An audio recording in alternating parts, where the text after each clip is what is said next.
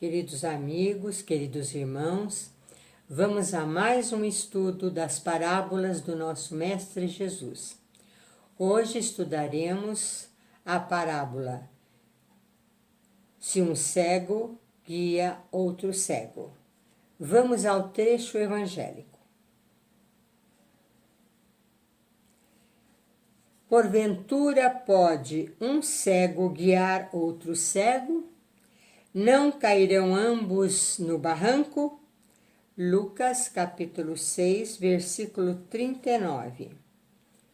O mesmo trecho de outro evangelista. Sabes que os fariseus, ouvindo o que disseste, ficaram escandalizados? Mas ele respondeu: toda a planta que meu Pai Celestial não plantou será arrancada pela raiz. Deixai-os. São cegos guias de cegos. Se um cego guiar outro cego, cairão ambos no barranco. Mateus 15, versículo 12 a 14. Então, esse trecho de Jesus é bastante conhecido e ele se refere à cegueira. Ora, a cegueira do corpo é algo terrível para um espírito, é uma prova difícil e em todas as épocas da humanidade sempre foi, inclusive na época de Jesus. Portanto, os cegos geralmente precisavam, naquela época, de alguém que os guiasse, para que eles não caíssem, para que eles não se machucassem, para que eles não acabassem indo para um lugar indevido. E então, uma pessoa sempre guiava a outra que não enxergava pelos olhos físicos, mas um cego não podia guiar o outro, porque senão ambos cairiam no barranco. E Jesus deixa isso bem claro quando eles vêm dizer a ele, os discípulos, vêm dizer que os fariseus haviam se escandalizado com as doutrinas que ele estava pregando, com as respostas que ele dava, com os ensinos que diariamente ele levava às multidões ou mesmo no templo. E ele disse: deixa-os, afinal das contas, eles não passam de cegos, e se um cego guia outro cego, ambos irão para o barranco. Ele estava dizendo que aqueles homens, aqueles fariseus, que julgavam ter todo o conhecimento da lei e que se arvoravam em guias do seu povo, eles não sabiam nada a respeito realmente das leis divinas. Eles não conheciam mesmo aquilo que estava afeto aos ensinamentos que ele, Jesus, viera trazer. E que, inclusive, eram como aquelas árvores que não teriam sido plantadas pelo Pai dos céus. E se não houvesse sido plantada por um poder maior, pela realidade espiritual, elas seriam arrancadas pela raiz. E nós vemos que hoje em dia, apesar de ter passado tanto tempo, a parábola ainda é muito oportuna. Por que ela é oportuna? Porque até mesmo hoje, com toda a evolução, os cegos têm as suas escolas, aprendem a ler e escrever pela leitura braille, sabem caminhar pelas ruas usando a sua bengala como um indicador do plano onde estão pisando ou da frente de si mesmo, para que lado devem ir ou devem se dirigir. E é realmente admirável as conquistas das pessoas que, tendo nascido cegas, conseguem fazer muitas coisas e ter uma vida útil, uma vida quase que livre da própria cegueira. São muitos os espíritos que mostraram o seu valor, apesar da deficiência visual, e hoje eles são muito considerados. mas Jesus estava falando da cegueira espiritual. Essa cegueira que domina grande número de pessoas e que tem feito males durante muitos milênios, muitos séculos. Aquelas criaturas que se arvorando de conhecedores a respeito das leis, a respeito do poder, a respeito da dimensão das interferências humanas num campo mais individual, a um campo mais abrangente, elas não estão realmente enxergando a realidade que todos nós temos, a realidade da vida espiritual. E como eles não enxergam, como eles são muito limitados na área deste conhecimento, na maioria das vezes agem com o poder que lhes é investido e também influenciando o maior número de pessoas, levando-as a errar de uma forma terrível, de uma forma prejudicial, não apenas a si mesmos, mas a outras pessoas que se deixam levar pelas suas atuações, pelas suas interferências, pelas suas ordens, pelas suas instruções, pelos seus argumentos ou até mesmo pelas suas más intenções, no sentido de, mesmo sabendo que estão errados, quererem usufruir benefícios materiais sem imaginar que um dia terão que pagar muito caro porque estão agindo com muita má fé, com muita má vontade, com muita disposição de se auto-beneficiarem em detrimento às outras pessoas. Imaginem uma criatura que se dedicou a vida inteira ao mal, achando que só havia essa vida terrena na qual ele está laborando, na qual ele está persistindo no seu erro. Quando chegar o momento da partida, que chega para todos nós, imaginem como esta criatura se encontrará no mundo espiritual, que ele não imaginou existir, que ele nunca acreditou que haveria de interferir na sua vida e onde ele estaria após o fenômeno da morte. Imaginai aqueles que pensam ir para um céu beatífico, um céu paraisante, né? Maravilhoso, em que não se faz nada, em que não se aprende nada, em que se fica na ociosidade perene, como se isso fosse um benefício para qualquer ser humano, encarnado ou desencarnado, né? Alma ou espírito.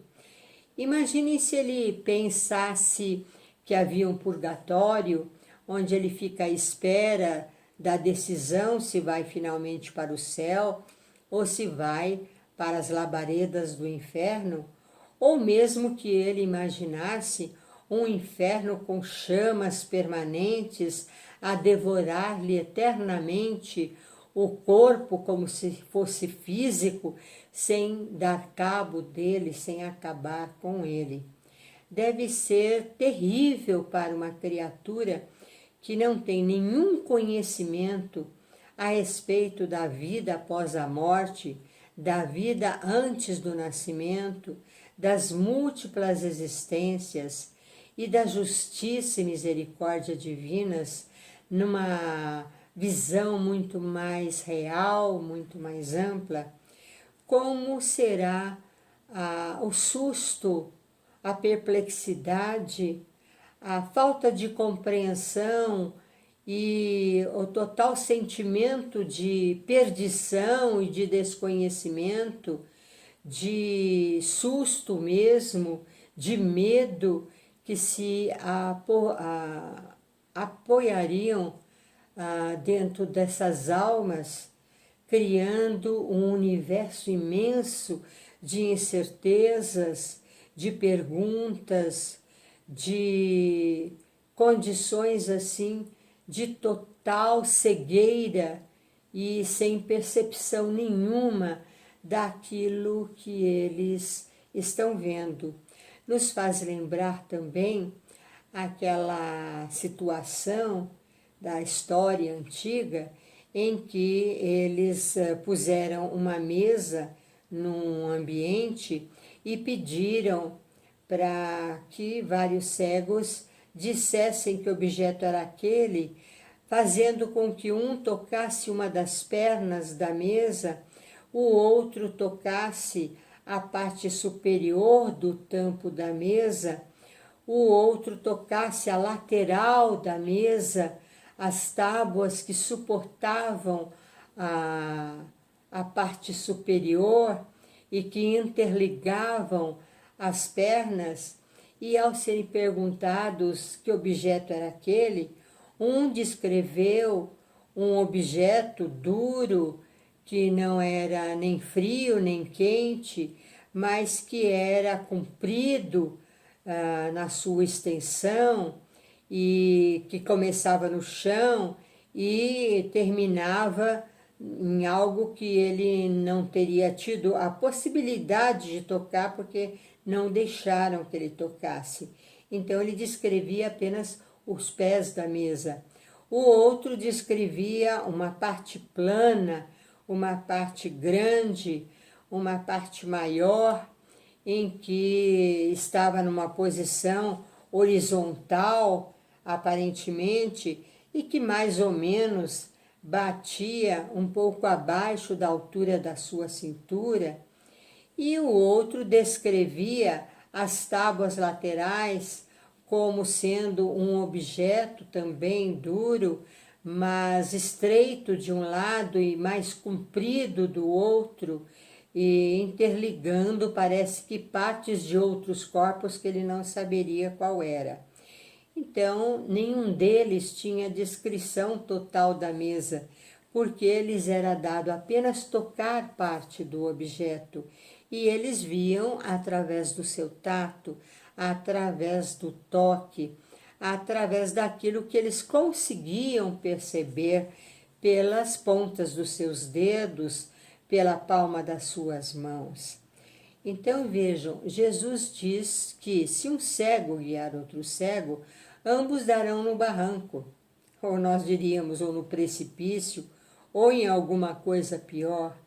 E nós vemos hoje em dia quantas pessoas que se arvoram em dirigentes de outros, que levam algum tipo de conhecimento com aparente propriedade e destaque naquele assunto que estão abordando, ou nos diversos assuntos que abordam, e que estão enganados e enganam o maior número de criaturas, aquelas que se deixam levar pelas suas palavras, pelos seus ensinos, pelas suas pregações inócuas. Mas, cedo ou tarde, a verdade aparece, e aquilo que era mentira, aquilo que não tinha bases dentro da lógica, ou dentro da jurisprudência, ou dentro do direito natural do ser humano, ou mesmo nas questões morais e éticas que estão implantadas nas consciências de todos os seres, rui por terra.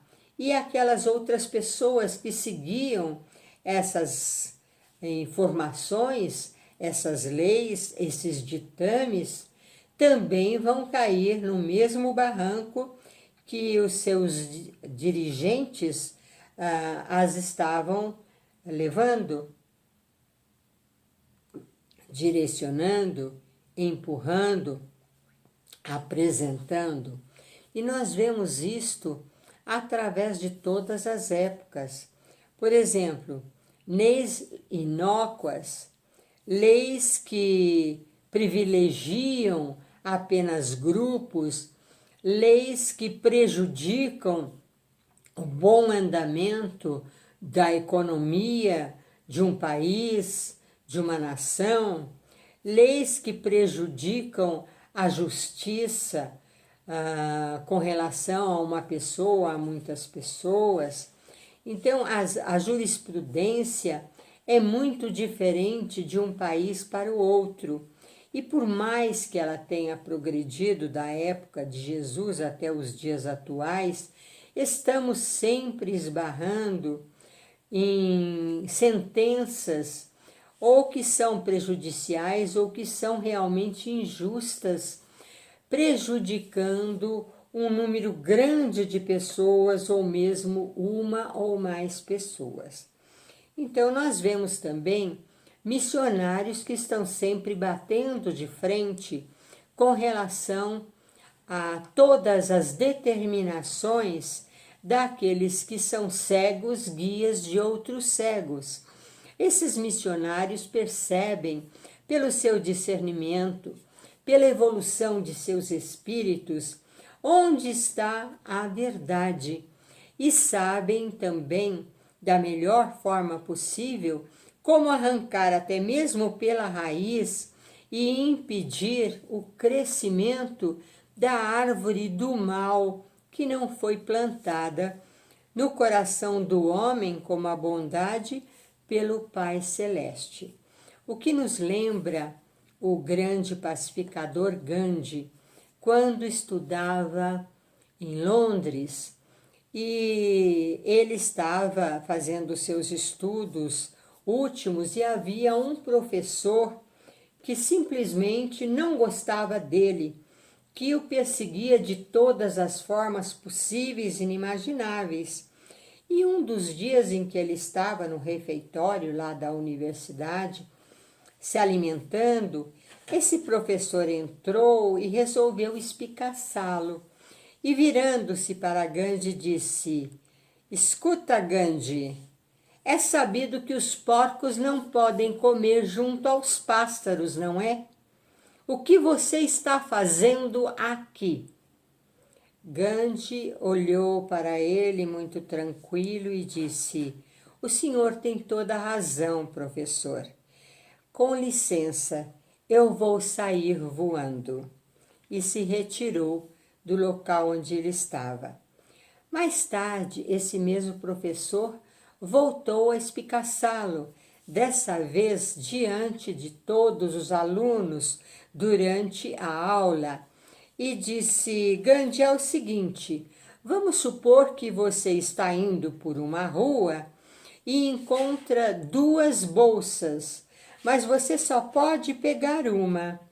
Uma está cheia de sabedoria e a outra está cheia de dinheiro. Qual delas você pegaria?" O Gandhi respondeu: "Claro que eu pegaria a que está cheia de dinheiro." O professor deu risada junto com os alunos e disse: "Se você realmente fosse um homem mais bem preparado, provavelmente você faria como eu. Você pegaria a bolsa cheia de sabedoria." Gandhi lhe respondeu: "Cada um pega aquilo que lhe está faltando. No meu caso, está me faltando dinheiro."